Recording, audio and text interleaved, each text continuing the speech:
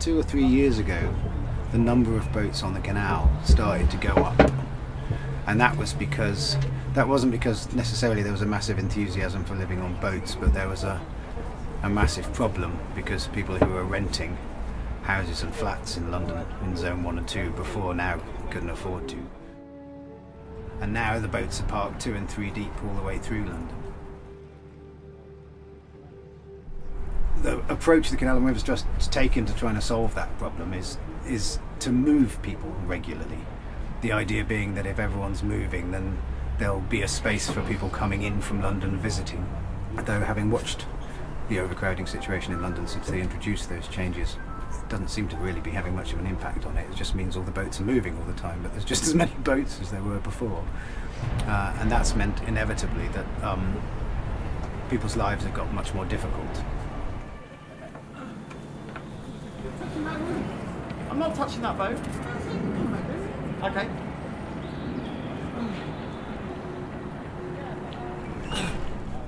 They actually sort of say to you that you've got to move in 2 weeks. We know you've got to move in 2 weeks, but most of the times there's no way to move in 2 weeks.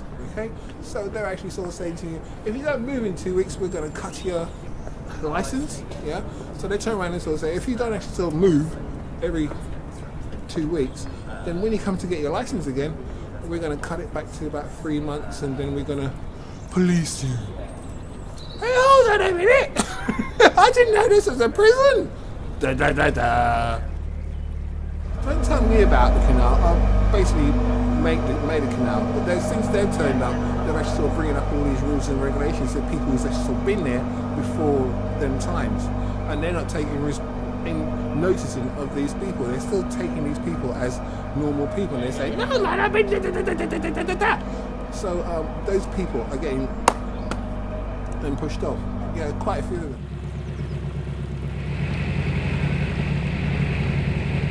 Been on the canal. I've been working for like 6 years, kayaking and narrowboating. So it's been really packed now on the canal. You see triple mooring over here, it's exploded. Permanent moorings are a rip-off, I think. They're about 900 quid a month. Yeah. So you might as well get a flat, I think. Well, around about a mark. But on the other side, it's free. So you just have to move every 2 weeks. And, you know, all you need to do is pay your sort of boat insurance and a waterway fee, which isn't a lot. So maybe a couple of months' rent will be a year on the canal. No, it's alright, lads.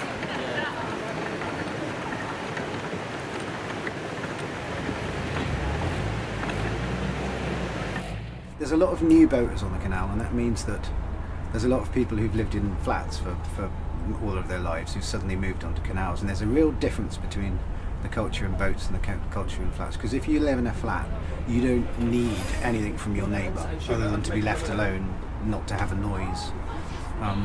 If you live on a boat, you need your neighbours all the time, because no one's got all the tools you need to get through a boat life in a year, but everyone's got one of the tools, and so you ask other people for help and support. And when your boat blows off its mooring, the neighbours will sort of tie it up for you again and stuff. And so the culture that was always here, which was that the boaters knew each other and looked after each other, has got a little bit more complicated because there's a lot of shy people who would normally live in flats.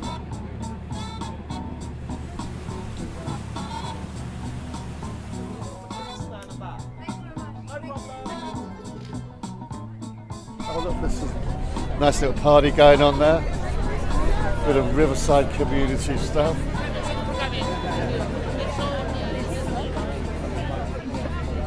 I like these black ones, they look quite sinister, don't they? It's like a little funeral one.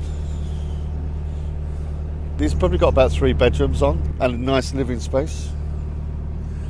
This is really swanky. That's probably a new build, isn't it, that one there? Looks very... Yeah, kayaks, just like... Yeah. Yeah, I love it. It's great. It's a good experience, and it gives you a very good counterbalance to the life in London. It just tends to be very hectic. whereas in the canals it's just a lot calmer.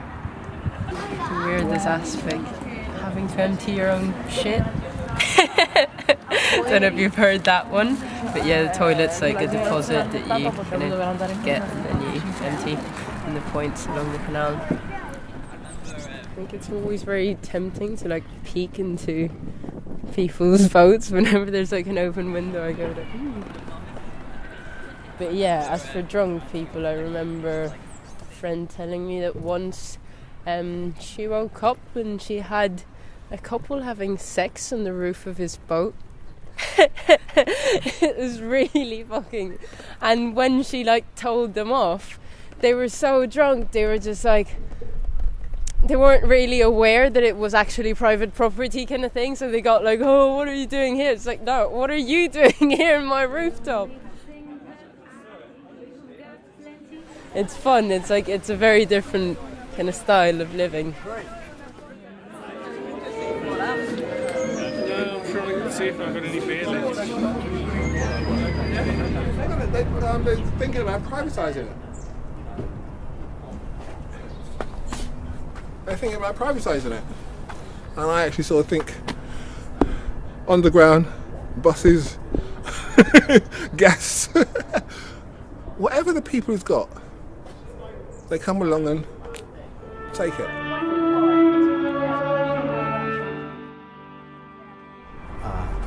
I'm very reluctant to stop because I like this lifestyle, and a lot of people like this lifestyle very much. But it's being made more and more and more difficult to do it.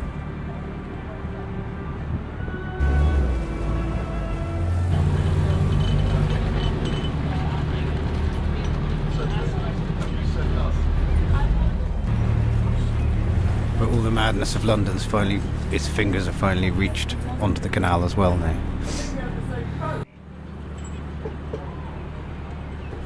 And that's what we're heading to, slavery, basically. But it's not just the dark skin now, it's the last. If you're not actually sort of in with the... you're in the slave market, right? And that's all I can see coming. I can't see anything else coming.